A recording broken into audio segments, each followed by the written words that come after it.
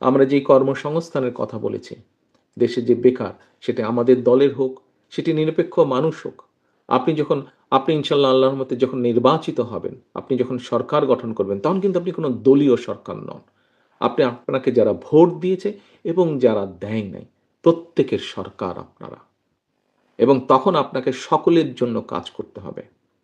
আপনাকে তখন সকলের জন্য কাজ করতে হবে। আপনি কোনো নির্দিষ্ট কারোর জন্য কাজ করতে পারবেন না। এটাই হচ্ছে মূল লক্ষ্য, মূল উদ্দেশ্য। এবং আমরা যেই কাজগুলোর কথা বলেছি, আমরা কোনো স্বপ্ন দেখাচ্ছি না, আমরা পরিকল্পনা করছি, আমরা বাস্তবায়ন করতে চাই। এবং এই বাস্তবায়ন যদি করতে হয়, সহকর্মীবৃন্দ, আপনাদের সহযোগিতা ছাড়া তো আমরা নির্বাচিত হলেও আপনাদের সহযোগিতা ছাড়া বাস্তবায়ন করতে পারবো না।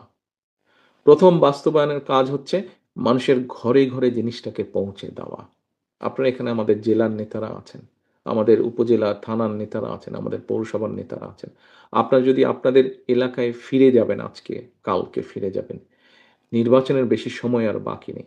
আপনারা গিয়ে যদি পরিকল্পনা করে, দল যার হাতেই ধানের শীষ দিয়েছে না কেন, আপনি থাকবেন ধানের শীষের পক্ষে, আপনি থাকবেন ধানের শীষের সাথে, আপনি থাকবেন।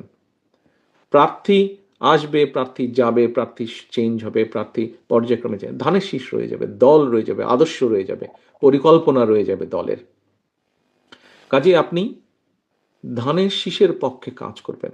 আপনি গিয়ে বলবেন যে ধানের শীষ জিতলে এই কাজ করতে চায়, ধানের শীষ জিতলে এইভাবে স্বাস্থ্য পরিকল্পনা করতে চায়, ধানের শীষ জিতলে আমরা আমরা এইভাবে কৃষক কার্ড দিতে চাই,